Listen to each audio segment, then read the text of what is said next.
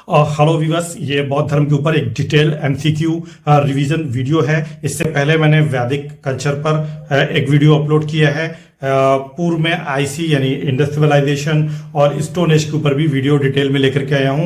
MCQ के through आपका total PYQ जो है प्रीवियस ईयर्स क्वेश्चन उसको रिवीजन करा रहा हूं, और जो उसके ऑप्शन दे रखे हैं, जो फर्दर सप्लीमेंट्री इंफॉर्मेशन है जो परीक्षा की दृष्टि से महत्वपूर्ण है और पीवाईक्यू में उसको समाहित किया जा सकता है, उसको भी इसमें इंक्लूड कर रहे हैं ताकि इस वीडियो का वैल्यू एडिशन किया जा सके और आपको अधिकतम जानकारी और आने वाली जो परीक्षाएं हैं यूपीएससी की या स्टेट पीसीएस एग्जामिनेशन की, स्पेशली यूपी पीसीएस की, वहां आपको इसका मैक्सिमम बेनिफिट मिले, ये हमारा उद्देश्य है। और आज के इस वीडियो में हम इसके पार्ट 1 में बौद्ध धर्म, चूंकि देखिए बौद्ध धर्म और जैन धर्म और भागवत धर्म, ये तीन धर्म जो हैं इनसे जुड़े हुए प्रश्न यूपीएससी में, स्टेट पीसीएस में भी बहुत पूछे जाते हैं। One of the most important आप सेक्शन कह सकते हैं हिस्ट्री का, जहां से प्रश्न एंशियंट इंडिया में बनते हैं, पूछे जाते हैं। एक इंडस सिविलाइजेशन और दूसरा बौद्ध धर्म, यहां से प्रश्न निरंतर बनते रहे हैं, इसलिए इसको थोड़ा डिटेल में समझने की आवश्यकता है। यहां पर मैं सप्लीमेंट्री इंफॉर्मेशन भी आपको दूंगा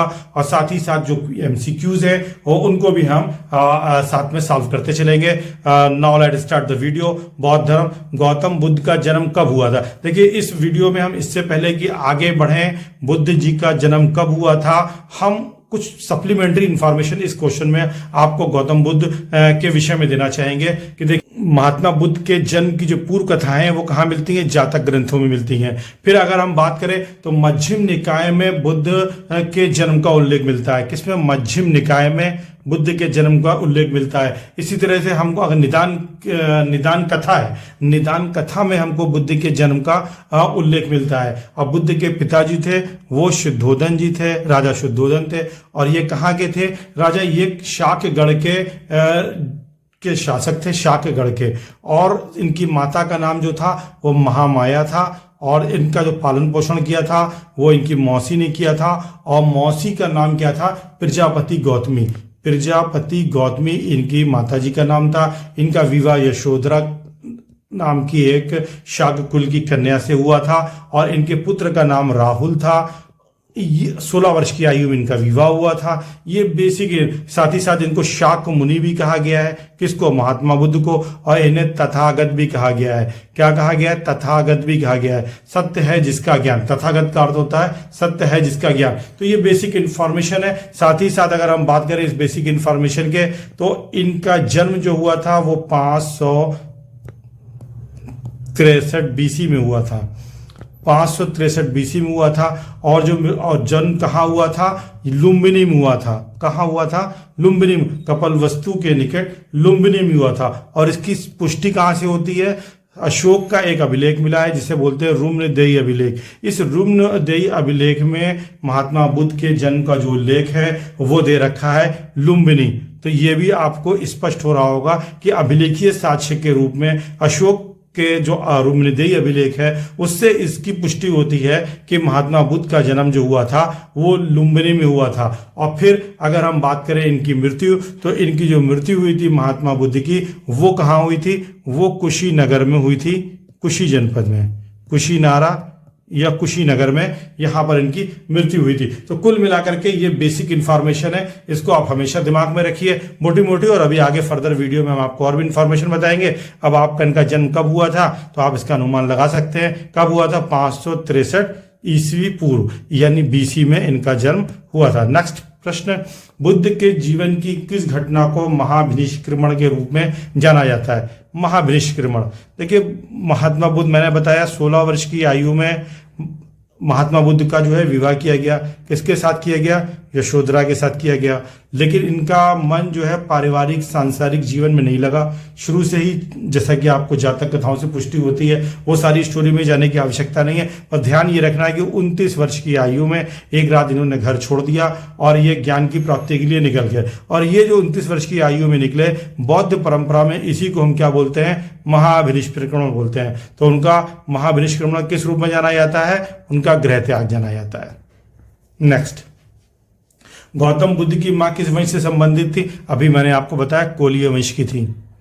गौतम बुद्ध की मां कोलीय वंश की थी। नेक्स्ट, बुद्ध का जन्म हुआ था, कहाँ हुआ था? तो लुम्बिनी। देखिए यहाँ पर वैशाली और पाटलिपुत्र माइनस कर दीजिए। अब ये दो ऑप्शन बचे, तो आपको ध्यान रखना है कपिल वस्तु के निकट लुम्बिनी में इनका जन्म हुआ था। तो सही आंसर क्या हो जाएगा? लुम्बिनी। और इसका पुष्टि पुरातात्विक दृष्टि से किससे होती है? रुम्नदेही अभिलेख से होती है। और रुम्नदेही अभिलेख किसका है? सम्राट अशोक का है, मौर्यकालीन। नेक्स्ट, निम्न में से कौन सा नाम बुद्ध का दूसरा नाम है? तो देखिए बुद्ध का दूसरा नाम, वैसे तो प्रच्छन्न जो है, ये प्रच्छन्न बौद्ध कहा जाता है आदि शंकराचार्य को। आदि शंकराचार्य को प्रच्छन्न बौद्ध कहा जाता है। लेकिन ये प्रश्न एक बार पूछा गया था संभवतः जो है उत्तराखंड पीसीएस में, यूकेडी में, और उस उत्तराखंड पीसीएस में इसका उत्तर कमीशन ने प्रच्छन्न जो है बुद्ध के दूसरे नाम के रूप में प्रयुक्त किया है। तो इसका उत्तर आपको यही मानना है। नेक्स्ट, निम्नलिखित में से किस राजवंश के अभिलेख से इस परंपरा का समर्थन होता है कि लुम्बिनी शाक्य मुनि बुद्ध का जन्म स्थान था? तो अभी मैंने बताया कि रुम्नदेही अभिलेख से मिलता है कि बुद्ध का जन्म जो है लुम्बिनी में हुआ था। और ये किसका है? अशोक का है। और अशोक किस वंश के थे? मौर्य वंश के थे। इसका उत्तर आपको क्या मिल जाएगा? सीधे सीधे आपको इसका उत्तर मिलेगा मौर्य वंश। नेक्स्ट प्रश्न की तरफ चलते हैं। निम्नलिखित में से कौन एक अशोक का अभिलेख इस परंपरा की पुष्टि करता है कि गौतम बुद्ध का जन्म लुम्बिनी में हुआ था? तो मैंने अभी आपको स्पष्ट किया है कि इसका सही उत्तर क्या होगा? रुम्नदेही स्तंभ लेख होगा, और ये अशोक का है। नेक्स्ट प्रश्न की तरफ, निम्नलिखित में किस राजा के अभिलेख से सूचना मिलती है कि शाक्य मुनि बुद्ध का जन्म लुम्बिनी में हुआ? तो इसका आंसर आपको बता ही दिया। नेक्स्ट चलिए, महात्मा बुद्ध का महापरिनिर्वाण कहाँ हुआ था? लुम्बिनी में तो जन्म हुआ था, बौद्ध गया में ज्ञान की प्राप्ति हुई थी, और कपिल वस्तु के निकट ही लुम्बिनी है। तो कुशीनगर में इनकी महापरिनिर्वाण हुआ था। महापरिनिर्वाण गौड़ परंपरा मृत्यु यानी। ठीक। गौतम बुद्ध का महापरिनिब्बान किस राज्य में हुआ? महापरिनिब्बान, तो देखिए महापरिनिब्बान मल्ल जनपद में। महापरिनिब्बान मल्ल जनपद में। अंग, मगध, वश, तीनों को काट दीजिए। आपका इसका सही उत्तर क्या है? महापरिनिब्बान कहाँ हुआ था? तो वो मल्ल जनपद में हुआ था। गौतम बुद्ध ने किस स्थान पर निर्वाण प्राप्त किया? अब किस स्थान पर निर्वाण प्राप्त किया? तो कुशीनारा में किया। महात्मा बुद्ध का महापरिनिर्वाण किसके गणतंत्र में हुआ? तो महात्मा बुद्ध का महापरिनिर्वाण मल्लों के गणतंत्र में हुआ। फिर महापरिनिर्वाण मंदिर अवस्थित है। महापरिनिर्वाण मंदिर यूपी पीसीएस के पॉइंट ऑफ व्यू से इंपॉर्टेंट प्रश्न है। महापरिनिर्वाण मंदिर जो है वो कहाँ पर है? वो उत्तर प्रदेश के कुशीनगर में है। इस प्रश्न को ध्यान रखिएगा। सारनाथ में नहीं है, बौद्ध गया में नहीं है, श्रावस्ती में नहीं है। महापरिनिर्वाण मंदिर की बात हो रही है, और चूंकि महापरिनिर्वाण कहाँ हुआ था? कुशीनगर में हुआ था, इसलिए यहाँ ये मंदिर भी है। फिर निम्नलिखित राज्यों में से किनका संबंध, निम्नलिखित राज्यों में से किनका संबंध बुद्ध के जीवन से है? तो अगर हम बुद्ध के जीवन की बात करें तो गांधार का तो आप माइनस कर दीजिए। तो जहां भी आपको दो ऑप्शन दिख रहे हैं वो तो बिल्कुल माइनस हो गए, यानी ये भी आप माइनस कर दिए, ये भी आप माइनस कर दिए। अब बचा तीनों चार कौशल और मगध, और एक में 1, 3, 4 यहाँ पे दो ऑप्शन दे रखे हैं। तो लेकिन चूंकि अवंती भी उनका जाना नहीं हुआ था, इसको माइनस कर दीजिए, और तो आंसर आपका क्या बचेगा? केवल 3 और 4, कौशल और मगध। इसका सही आंसर क्या होगा? सी हो जाएगा। नेक्स्ट प्रश्न की तरफ चलते हैं। गौतम बुद्ध द्वारा अपने धर्म में दीक्षित किए जाने वाला अंतिम व्यक्ति निम्नलिखित में से कौन था? तो अंतिम व्यक्ति कौन था इसके बारे में बात हो रही है। तो हमें बहुत ही स्पष्ट तरीके से सभी लोगों को मालूम है, अंतिम व्यक्ति जिसको उन्होंने दीक्षित किया था वो कौन था? सुबुद्ध था। नेक्स्ट, बुद्ध द्वारा रूपांतरित निम्न व्यक्तियों में से कौन सा अंतिम था? तो ये भी प्रश्न अभी मैंने आपको बताया, सुबुद्ध। फिर बुद्ध ने अपने जीवन की अंतिम वर्षा ऋतु कहाँ बिताई थी? बुद्ध ने अपने जीवन की अंतिम वर्षा ऋतु कहाँ बिताई थी? तो इसका जो है सीधे सीधे आपको आंसर मालूम होना चाहिए। अंतिम वर्षा ऋतु कहाँ बिताई? श्रावस्ती में नहीं, कुशीनगर में नहीं, सारनाथ में नहीं, बल्कि वैशाली में बुद्ध की अंतिम वर्षा ऋतु जो थी वो यहाँ हुई थी, वैशाली में। ध्यान रखें, अंतिम वर्षा ऋतु वैशाली में, जबकि उनका महापरिनिर्वाण कुशीनगर में, और जन्म उनका जो है कपिल वस्तु के निकट लुम्बिनी में। लुम्बिनी की पुष्टि होती है पुरातात्विक साक्ष्य से। वो साक्ष्य क्या है? अशोक का रुम्नदेही अभिलेख। निम्नलिखित में से कौन सा एक बौद्ध मत में निर्वाण किया गया अवधारणा की निर्वाण? निम्नलिखित में से कौन बौद्ध निर्वाण की अवधारणा होगा? निर्वाण की अवधारणा की सर्वश्रेष्ठ व्याख्या करता है। अब तृष्णा रूपी अग्नि का शमन, तृष्णा क्या है? अग्नि का शमन। फिर स्वयं की पूर्णता, अस्तित्वहीनता, परमानंद व विश्राम की स्थिति, धारणातीत मानसिक अवस्था। देखिए, बौद्ध मत में निर्वाण की अवधारणा की सर्वश्रेष्ठ व्याख्या जो है उन्होंने दुख माना है, और दुख का मूल कारण क्या है? अविद्या है, जिससे तृष्णा जन्मती है, और वही मूल कारण है जिसके चलते व्यक्ति दुखों में घिरा रहता है। मोह, माया और भौतिक जगत से उसका जुड़ाव, जिसके चलते वह दुखों के चारों ओर घिरा रहता है, और इस दुखों के ही के लिए उसके संसार में, उसके मन में अशांति रहती है, वो दुखों का अनुभव करता है। तो इसका सही उत्तर क्या हो जाएगा? पहला वाला सही हो जाएगा, तृष्णा रूपी अग्नि का, यानी अग्नि का शमन। ए आंसर सही है। आलार कलाम कौन थे? देखिए, आलार कलाम जो है एक बुद्धकालीन, बुद्ध के एक गुरु थे। जब बुद्ध ने महाविनिष्क्रमण किया और वो निकले तो कई भिक्षुओं से, कई प्रसिद्ध लोगों से, गुरुओं से मिले। उनमें सबसे महत्वपूर्ण जो थे आलार कलाम थे, और ये सांख्य दर्शन के बहुत बड़े विद्वान थे। महात्मा बुद्ध ने अपना पहला धर्म चक्र प्रवर्तन के स्थान पर दिया था। तो देखिए, धर्म चक्र प्रवर्तन की अगर बात करी जाएगी तो धर्म चक्र कहाँ दिया था? सारनाथ में दिया था। और यहाँ सारनाथ में बुद्ध ने जो धर्म चक्र प्रवर्तन का अपना पहला उपदेश दिया था, इसी में उन्होंने चार आर्य सत्य की बात की थी। चार आर्य सत्य की बात की थी, ठीक। और ये चार आर्य सत्य ही जो है धर्म चक्र प्रवर्तन है। इसी चार आर्य सत्य में बुद्ध ने बताया कि दुख है, दुख का कारण है, यानी दुख समुदाय है, दुख समुदाय। इसी दुख समुदाय को उन्होंने प्रतीत समुद्पाद कहा। क्या कहा? प्रतीत समुत्पाद कहा। और ये प्रतीत समुत्पाद क्या है? यानी किसी एक वस्तु की उपस्थिति में किसी दूसरी वस्तु की उपस्थिति या उसका उत्पन्न होना, इसी को हम प्रतीत समुत्पाद कहते हैं। यानी दुख की उपस्थिति, जब सुख होता है तो सुख अपने साथ दुख भी लेके आता है। और ये दुख क्यों होता है? क्योंकि हमारे अंदर तृष्णा होती है, हमारे अंदर भौतिक जगत से अत्यधिक जुड़ाव होता है, और हमारे अंदर मोह होती है, लालसा होती है, लालच होती है, जिसके चलते ये हमें दुखों में घेरे रखता है। इसी को प्रतीत समुत्पाद कहा गया है। निश्चित है। तो जो धर्म चक्र प्रवर्तन है वो चार आर्य सत्य से जुड़ा है। चार आर्य सत्य में दुख निरोध या दुख समुदाय, और फिर दुख निरोध। जो दुख निरोध है उसी को इन्होंने निर्वाण बोला है। क्या कहा है? निर्वाण का है। और इस निर्वाण की प्राप्ति के लिए अष्टांगिक मार्ग हैं, यानी 8 उत्कृष्ट मार्ग हैं जिन पर चल करके कोई भी व्यक्ति जो है वो क्या प्राप्त कर सकता है? निर्वाण प्राप्त कर सकता है। फिर बुद्ध ने अपना पहला उपदेश कहाँ दिया था? तो कहाँ दिया था? सारनाथ, अभी मैंने बताया। फिर सारनाथ में अपना प्रथम वचन किसने दिया था? तो महात्मा बुद्ध ने दिया था। ये प्रश्न आ गए हैं, इसको आप स्किप भी कर सकते हैं, वो तो चूंकि प्रैक्टिस में करा रहा हूँ। गौतम बुद्ध अपना प्रथम उपदेश कहाँ दिए? सारनाथ में दिया। और फिर ग्रंथों में उल्लिखित धर्म चक्र प्रवर्तन क्या है? सारनाथ में दिया गया, उनका प्रथम उपदेश है। फिर धर्म चक्र प्रवर्तन किया गया था, कहाँ किया गया था? सारनाथ में किया गया था। देखिए, ये प्रश्न कितना इंपॉर्टेंट है धर्म चक्र का, कि बार बार पूछा जा रहा है, और बार बार पूछे जाने में एक ही प्रश्न है, धर्म चक्र प्रवर्तन। तो धर्म चक्र प्रवर्तन, चार आर्य सत्य और उनसे जुड़ी हुई जो दार्शनिक व्याख्याएं वो आपको स्पष्ट होनी चाहिए। क्योंकि अगर यूपीएससी का प्रश्न देंगे तो वहां प्रतीत समुत्पाद पूछा जाएगा, क्षणिकवाद पूछा जाएगा, और उससे जुड़ करके प्रश्न बन सकते हैं, दुख के कारण प्रश्न बन सकते हैं। और अगर आप यूपी पीसीएस या स्टेट पीसीएस एग्जामिनेशन देंगे तो फैक्चुअल इंफॉर्मेशन आ सकती है। बस इस चीज को ध्यान देना, टॉपिक बहुत इंपॉर्टेंट है ये। बुद्ध ने सर्वाधिक उपदेश दिए थे। वैशाली में, श्रावस्ती में, कौशाम्बी में और राजगृह में। तो बुद्ध ने सर्वाधिक उपदेश कहाँ दिए थे? बी ऑप्शन इसका सही है, श्रावस्ती में। ये देखिए फैक्चुअल क्वेश्चंस हैं, इनको अच्छे तरीके से रट लीजिए कि बुद्ध ने सर्वाधिक उपदेश कहाँ दिए? श्रावस्ती में दिए। और श्रावस्ती जो है तो वो एक्चुअल में कौशल राज्य में थे। सबसे अधिक उनके जो शिष्य थे वो कौशल राज्य में थे, और कौशल की राजधानी श्रावस्ती थी। देखिए यहाँ ये श्रावस्ती किसकी राजधानी थी? वो कौशल राज्य की राजधानी थी। और कौशल में ही सबसे अधिक इनके शिष्य थे। क्या थे? शिष्य थे।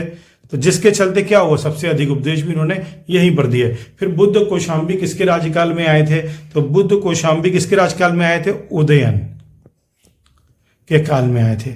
और ध्यान रखिएगा, ये प्रश्न बहुत इंपॉर्टेंट है। एक शासक उदयन है। उदयन कहाँ के हैं? वो कौशाम्बी के हैं। यानी उदयन, वत्सराज उदयन, इनको हम कहते हैं वत्सराज उदयन। और एक शासक है उदायन। और ये उदायन कहाँ का है? ये मगध का शासक है। मगध का शासक कहाँ, किस वंश का है? हर्यक वंश का है। ये उदायन और उदयन दो अलग अलग राजा हैं, आप दोनों को ध्यान में रखिएगा। उदायन वो है जिसने पाटलिपुत्र की स्थापना की, उदयन वो है जो वत्सराज है और कौशाम्बी संबंधित है, और इसके समय में बुद्ध जो है कौशाम्बी आए थे। बाकी इन दोनों से कोई मतलब नहीं है। ये प्रश्न आपका हो गया। बुद्ध की मृत्यु के पश्चात प्रथम बौद्ध संगीति की अध्यक्षता की गई थी। देखिए, प्रथम बौद्ध संगीति की अध्यक्षता तो महाकश्यप के द्वारा की गई थी, धर्मसेन द्वारा की गई, अजातशत्रु, नागसेन, इनमें से तीनों कोई नहीं है, आपको स्पष्ट होगा, रटा हुआ होना चाहिए। महाकश्यप द्वारा की गई थी। अगर हम बौद्ध संगीति की बात करें तो दूसरी बौद्ध संगीति जो हुई थी वो कालाशोक के समय में हुई थी, और ये बुद्ध की मृत्यु के 100 वर्ष बाद हुई। तीसरी जो हुई थी वो पाटलिपुत्र में हुई थी, और ये पाटलिपुत्र में जो हुई थी वो अशोक के समय में हुई थी। और चौथी जो हुई थी वो कनिष्क के समय में हुई थी, और कनिष्क के समय ही जो है बौद्ध धर्म जो है दो संप्रदाय, हीनयान और महायान में बढ़ गया था। नेक्स्ट चलते हैं। प्रथम बौद्ध परिषद का संचालन निम्न में से किस एक ने किया था? तो अभी मैंने इसका बताया उत्तर, महाकश्यप ने किया था। फिर ये सप्तपर्णी गुफा कहाँ है? सांची में नहीं है, नालंदा में भी नहीं है, पावापुरी में नहीं है। चूंकि देखिए PYQ करा रहा हूँ इसलिए मैं उसमें थोड़ा एक्सप्लेनेशन लेकर के चल रहा हूँ। राजगृह में है, और राजगृह का ही एक नाम है राजगीर, यह ध्यान रखिएगा। राजगीर और राजगृह दोनों एक ही है, और ये बिहार के नालंदा जिले में है। नालंदा जिले में है, और नालंदा में है वैभरा पहाड़ियाँ। कौन सी पहाड़ी हैं? वैभरा पहाड़ियाँ। उसी वैभरा पहाड़ियों पर सप्तपर्णी गुफा जो है स्थित है। नेक्स्ट, कश्मीर में कनिष्क के शासनकाल में जो बौद्ध संगति आयोजित हुई थी उसकी अध्यक्षता निम्नलिखित में से किसने की थी? तो देखिए, पाशर्व ने की, नागार्जुन ने नहीं, शूद्रक ने नहीं, वसुमित्र ने।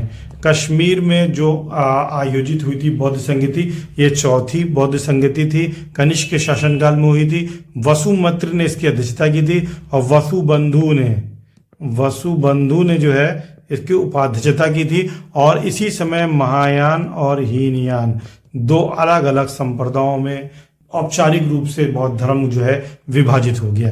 नेक्स्ट, बौद्ध धर्म की महायान शाखा औपचारिक रूप से किसके शासनकाल में प्रकट हुई? तो देखिए, औपचारिक रूप से कब हुई? कनिष्क के शासनकाल में हुई, अभी मैंने स्पष्ट किया है। ठीक, प्रथम जो बौद्ध संगति हुई थी, जब प्रथम बौद्ध संगति हुई थी अजातशत्रु के शासनकाल में। इसमें जो है स्थिविर दो ग्रुप बन गए थे, स्थिविर, और दूसरा ग्रुप बना था महासांगिक। स्थिविर को ही हम थेरावादी कहते थे, और इसी स्थिविर का आगे जो है हीनयान के रूप में जो है डेवलपमेंट हुआ, जो कि चौथी बौद्ध संगति में दिखा हमको। और महासांगिक जो है बाद में क्या कहलाए? वो महायान कहलाए, और ये चौथी संगति में हुआ। अगर हम महायान की बात करें तो महायान भी दो ग्रुप में बढ़ गया। महायान में एक है विज्ञानवाद या योगाचार,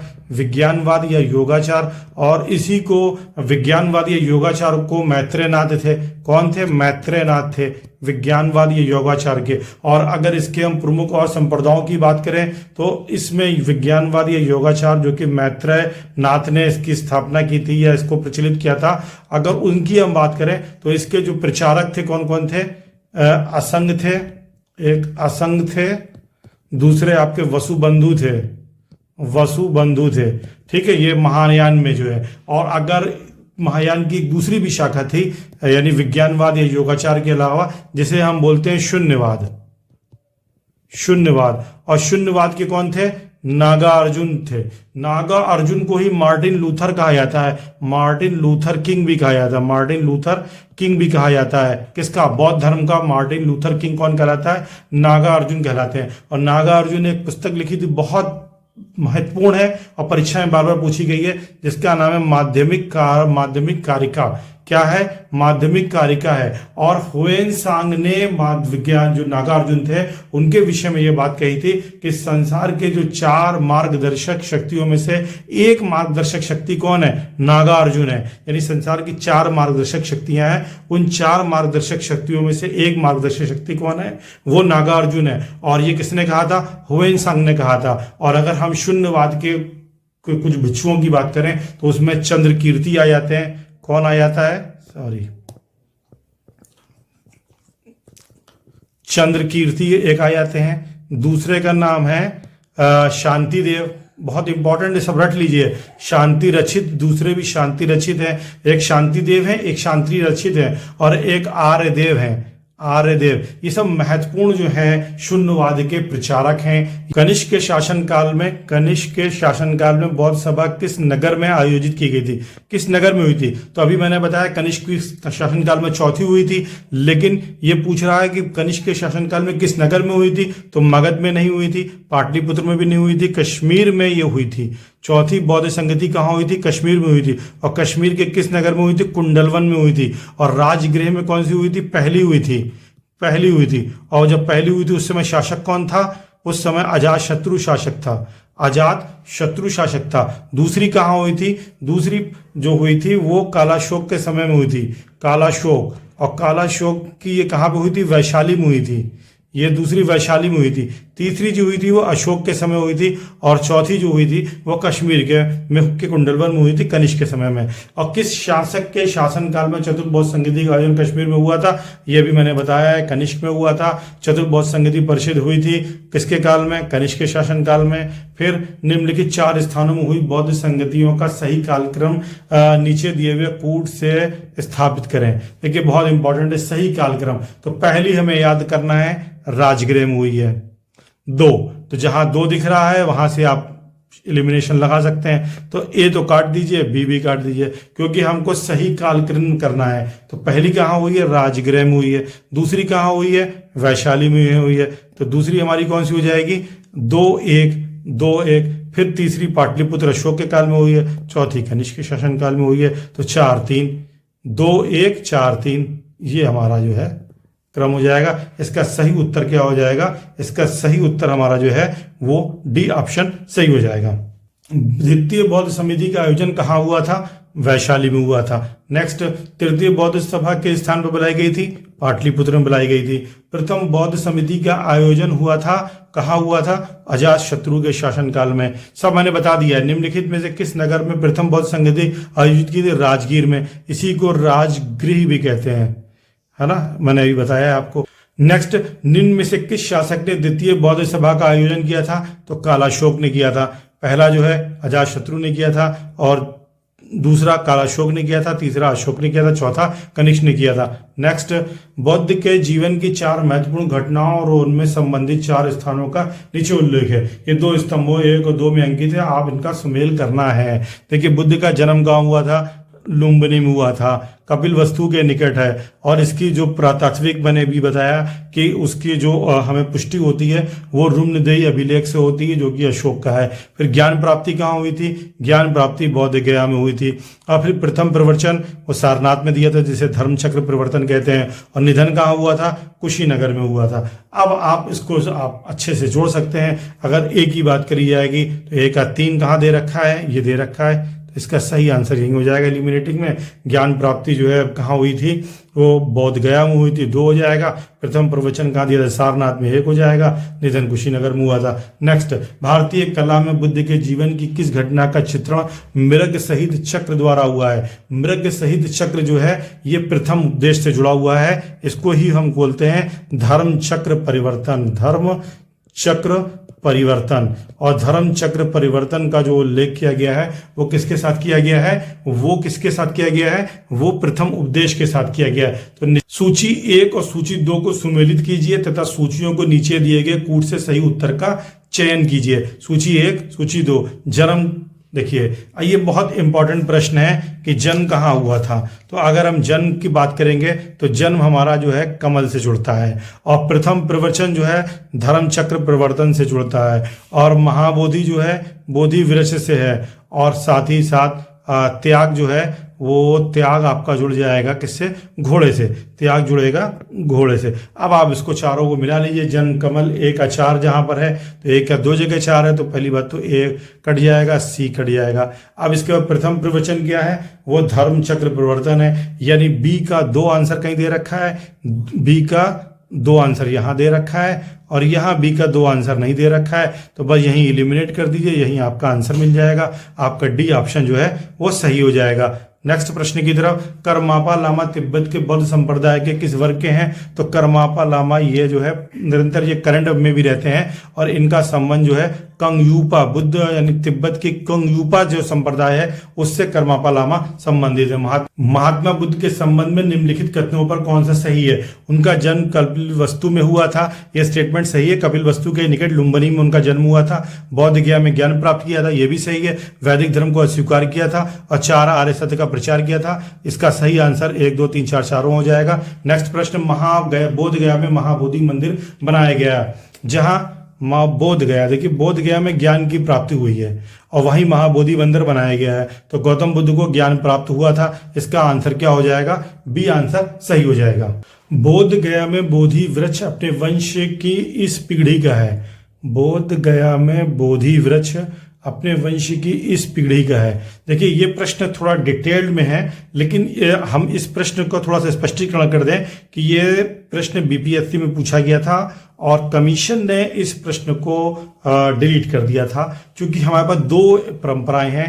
एक परंपरा में ये 4थी पीढ़ी का है और एक परंपरा में ये जो है 6ठी पीढ़ी का है, जिसके चलते इस पर विवाद है और निश्चित रूप से ये इस पर अधिक शोध की आवश्यकता है। नेक्स्ट, निम्नलिखित में से कौन सा बौद्ध पवित्र स्थल निरंजना नदी पर स्थित है? तो देखिए निरंजना नदी पर बोध गया स्थित है। इसी बोध गया में ही बुद्ध को ज्ञान प्राप्ति हुई थी और ये निरंजना नदी जो है वर्तमान में इसको हम क्या बोलते हैं? फाल्गु नदी बोलते हैं। बिहार के लोग जानते हैं इसे बहुत अच्छी तरीके से, जो बिहार के रहने वाले हैं, फाल्गु नदी को ही जो है निरंजना नदी बोला जाता है वर्तमान में। और ये जो निरंजना नदी थी ये 2 नदियों से बनके बनी थी। एक नदी थी निरंजना और दूसरी थी मोहना, और इन दोनों को ही हम संयुक्त रूप से क्या बोलते थे? निरंजना नदी। नेक्स्ट, बुद्ध के उपदेश किससे संबंधित हैं? आत्मा संबंधी विवाद। नो, उन्होंने आत्मा को अस्वीकार कर दिया, आत्मा संबंधी विवाद में गए ही नहीं। ब्रह्मचर्य, धार्मिक कर्म, आचरण की शुद्धता व पवित्रता, सर्वाधिक उनका जोर जो था आचरण की शुद्धता व पवित्रता पर था और इसका सही आंसर क्या हो जाएगा? डी ऑप्शन सही हो जाएगा। क्या प्रश्न, निम्नलिखित में से कौन बुद्ध के जीवन काल में ही संघ प्रमुख होना चाहता था? देखिए बुद्ध के जीवन काल में ही संघ प्रमुख होना चाहता था। बुद्ध का एक चचेरा भाई था, उस चचेरा भाई का नाम क्या था? देवदत्त था। तो वही बुद्ध के जीवन में बुद्ध का संघ का प्रमुख होना चाहता था और इसीलिए इसका उत्तर जो है देवदत्त हो जाएगा। फिर गौतम बुद्ध ने अपनी मृत्यु के उपरांत बौद्ध संघ के नेतृत्व के लिए निम्न में से किसे नामित किया था? तो बुद्ध ने अपनी मृत्यु के उपरांत बौद्ध संघ के नेतृत्व के लिए किसको नामित किया था? नो, बुद्ध ने किसी को भी नामित नहीं किया था। ये बिल्कुल कॉन्सेप्चुअल क्लियरिटी रखी है कि बुद्ध ने संघ के नेतृत्व के लिए किसी को भी नामित नहीं किया था, बल्कि बुद्ध का ये मानना था, बुद्ध का ये कहना था कि मेरे बाद ही वे तुम्हारे शास्त्र होंगे। इस तरीके का उन्होंने एक स्टेटमेंट दिया था। उन्होंने कहा था किसी को नामित नहीं किया था, बल्कि अपने उपदेशों को, जो उनके उपदेश थे, जो उनके विनय थे, उसको उन्होंने कहा कि आपके मार्गदर्शक होंगे। इसलिए इसका उत्तर क्या हो जाएगा? उपयुक्त में से कोई नहीं। ये कंसेप्चुअल क्वेश्चन है, इसको क्लियर रखिएगा। बुद्ध ने कभी किसी को संघ के नेतृत्व के लिए नेतृत्व का नामीकरण नहीं किया था। फिर अष्टांग मार्ग की संकल्पना अंग है। अष्टांग मार्ग की संकल्पना धर्म चक्र प्रवर्तन सत्र की विषय वस्तु का। सीधे सीधे मैंने अभी आपको 4 आर्य सत्य बताए। गौतम बुद्ध के बारे में निम्न से क्या सत्य है? वे कर्म में विश्वास करते थे, निश्चित रूप से करते थे। आत्मा का शरीर में परिवर्तन मानते थे, निर्वाण प्राप्ति में विश्वास करते थे और ईश्वर की सत्ता में विश्वास करते थे। तो ईश्वर की सत्ता में तो विश्वास नहीं करते थे। तो जहां चौथा दिख रहा हो उसको तो पहले ही काट दीजिए, डी ऑप्शन तो निकल गया। अब वो कर्म में विश्वास करते थे तो एक एक जहां पर है वो बिल्कुल आपका सही हो जाएगा। फिर इसी के साथ साथ अगर हम देखें तो वो आत्मा का शरीर में परिवर्तन मानते थे और निर्वाण प्राप्ति में विश्वास करते थे। 1 और 3 में सही हो जाएगा। तो जहां 1 और 3 सही है तो यहाँ पर यही इलिमिनेट कर लीजिए, ए ऑप्शन आपका सही हो जाएगा। और अगर हम निर्वाण की बात करें, आत्मा विश्वास ना करते हुए भी पुनर्जन्म में चूंकि विश्वास करते थे और पुनर्जन्म में विश्वास करते थे, इसलिए कर्म में विश्वास करते थे और कर्म के माध्यम से ही पुनर्जन्म को निर्धारित करते हुए निर्वाण प्राप्ति के मार्ग को दिखलाया है, जो कि अष्टांगिक मार्ग पर चल करके प्राप्त किया जा सकता है। ठीक। फिर बौद्ध संघ में भिक्षुणी के रूप में स्त्रियों के प्रवेश की अनुमति बुद्ध द्वारा दी गई थी। कहाँ दी गई थी?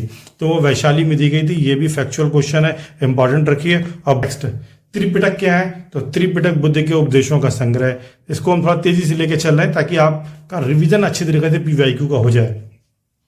त्रिपिटक ग्रंथ किस धर्म से संबंधित है? तो ये भी आप समझ लीजिए बौद्ध धर्म से है। फिर त्रिपिटक निम्नलिखित किससे संबंधित है? बौद्धों से।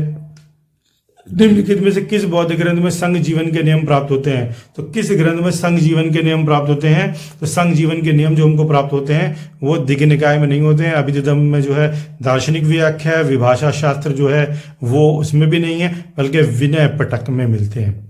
यामक बुद्ध पिटक संबंधित है। तो यमक बुद्ध पिटक किससे संबंधित है? देखिए यमक बुद्ध पिटक जो है वो अधिधम्म पिटक से संबंधित है और इसके अधिधम्म पिटक के 7 ग्रंथ हैं। उन्हीं में से एक ग्रंथ है यमक, यमक या यामक, यमक या यामक। नेक्स्ट, निम्न में से किस बौद्ध साहित्य में महात्मा और बुद्ध के नैतिक व सिद्धांत पर संबंधित प्रवचन संकलित हैं? तो अगर हम उसकी बात करें तो सुत्त पिटक के अंदर जो है इसका आंसर जो है डी सही हो जाएगा। सुत्त पिटक के अंदर जो है नैतिक सिद्धांत हैं और जातक कथाओं में पूर्व जन्म की कथाएं हैं। अभिधम्म में जैसा मैंने बताया दार्शनिक व्याख्याएं हैं। नेक्स्ट प्रश्न, बौद्ध धर्म में त्रिरत्न किसे माना गया? तो बौद्ध धर्म का त्रिरत्न जो है त्रिपिटक नहीं है, ध्यान रखिएगा। और सत्य, अहिंसा, करुणा भी नहीं है, शील, समाधि, संघ भी नहीं है, बल्कि बुद्ध धर्म संघ, बुद्ध धर्म संघ ये जो है बौद्ध धर्म के त्रिरत्न में शामिल है। नेक्स्ट, प्राचीन भारत के बौद्ध मठों में पवरन नामक समारोह आयोजित किया जाता था। इंपॉर्टेंट क्वेश्चन है, इसको थोड़ा सा ध्यान दीजिए। संघ परिनायक और धर्म तथा विनय विषयों पर एक एक वक्ता को चुनने का अवसर देता था। देखिए पवरन इस तरह का कार्यक्रम नहीं था, सीधे सीधे हम आपको स्पष्ट करते हैं कि देखिए वर्षा ऋतु के दौरान जो बौद्ध भिक्षु होते थे वो मठों में निवास करते थे और इस अवसर पर जब दोबारा वो अपने वर्षा ऋतु के बीतने के बाद निकलते थे दीक्षा कार्यक्रम के लिए, तो इस अवसर पर एक कार्यक्रम किया जाता था मठों में वर्षा ऋतु के प्रवास के बाद, और जिसे कि पवरन बोला जाता था। और इस अवसर पर वो अपने दुखों यानी अपराधों की स्वीकृति का भी जो है स्वीकरण करते थे। बाकी जो है दोनों स्टेटमेंट गलत है, आप स्टेटमेंट को पवरन से लिख लीजिए। इसके अतिरिक्त भी अगर हम देखें तो कुछ महत्वपूर्ण वर्ड हैं जो आपको बौद्ध धर्म से संबंधित जानकारी से जुड़े हुए प्रश्न के लिए बहुत इंपॉर्टेंट है, जैसे प्रवज्या। अगर हम प्रवज्या की बात करें तो प्रवज्या किसे कहते थे? प्रवज्या गृहस्थ जीवन का त्याग। जब कोई साधारण व्यक्ति, आम जन बौद्ध धर्म यानी ग्रस्त जो होता था वो अपने ग्रस्त जीवन का त्याग करता था तो उसे क्या बोलते थे? उसे प्रवज्या बोलते थे। और जो व्यक्ति प्रवज्या ग्रहण कर लेता था, जो व्यक्ति प्रवज्या ग्रहण कर लेता था उसे क्या बोलते थे? उसे शिरामणेर बोलते थे, शिरामणेर। तो ये भी ध्यान रखिएगा, इंपॉर्टेंट है। प्रवज्या गृहस्थ जीवन का त्याग, और जब उसने गृहस्थ जीवन को त्याग कर दिया तो वो यानी प्रवज्या को ग्रहण कर लिया, तो प्रवज्या ग्रहण करने के बाद वो क्या बन गया? शिरामणेर बन गया। और संघ में प्रविष्टि जो है वो क्या कहलाती थी? संघ में जब प्रविष्टि लेते यानी उसमें दाखिल होना तो उसको कहते थे उपसंपदा। क्या बोलते थे? उपसंपदा बोलते थे। यानी संघ में प्रविष्टि को क्या बोला जाता था? उपसंपदा बोला जाता था। पवरन क्या हो गया? जब आप मठों में रह रहे हैं और वर्षा काल में, उसके बाद जब आप दोबारा दीक्षा कार्यक्रम में निकलते हैं तो ऐसे अवसर पर अपने जो अपराध है उनकी स्वीकृति करना वो क्या कहलाता है? पवरन। जब आप गृहस्थ जीवन का त्याग करते हैं तो क्या कहलाता है? वो प्रवज्या कहलाता है। प्रवज्या ग्रहण कर लेते हैं तो क्या हो जाता है? शिरामणेर। और उपसंपदा क्या है? संघ में प्रविष्टि। और इसी के साथ साथ एक वर्ड और है, उपोसथ। क्या है? उपोसथ। उपोसथ धर्म वार्ता के लिए एकत्रित होना, यानी जब संघ में धर्म वार्ता के लिए, धर्म पर चर्चा करने के लिए इकट्ठा हो तो उसे क्या बोला जाता है? उपोसथ बोला जाता है। और जब संघ में किसी प्रस्ताव को रखा जाता है, प्रपोजल को रखा जाता है, तो उस प्रस्ताव को क्या बोलते हैं? नतित्व बोलते हैं। नतित्व, उसको क्या बोलते हैं? नतित्व बोलते हैं, या वृत्तित्व भी बोलते हैं, वृत्तित्व जो बोलते हैं। और अनुसावन एक होता है, अनुसावन। क्या होता है? अनुसावन। अनुसावन क्या है? ये संघ में प्रस्ताव पाठ है, जो पाठ रखा गया, प्रस्ताव रखा गया, उस प्रस्ताव का जब पाठ किया जाता है, वो पाठ पढ़ा जाता है तो उसको क्या बोलते हैं? अनुसावन बोलते हैं। क्या बोलते हैं? अनुसावन बोलते हैं। और जब कोई ऐसा पाठ बहुमत से पारित हो जाए तो उसको भूमिस्कम बोलते हैं, भूमिस्कम बोलते हैं। क्या बोलते थे? भूमिस्कम बोलते हैं। और प्रस्ताव पर अगर मतभेद हो गया तो उसको क्या बोलते हैं? अधिकरण बोलते हैं, अधिकरण बोलते हैं। तो बहुत इंपॉर्टेंट है, इसको पूरे अच्छे तरीके से माइंड में सेट कर लीजिए। नेक्स्ट स्लाइड की तरफ चलते हैं। अशोकाराम विहार निम्नलिखित में से किस स्थान पर स्थित है? तो अशोकाराम विहार जो है ये पाटलिपुत्र में है और अशोक द्वारा निर्मित है। इसका पार्ट 2 में जो हूँ में शेष PYQ के जो महत्वपूर्ण प्रश्न है बौद्ध धर्म से संबंधित उसको अपलोड करूंगा।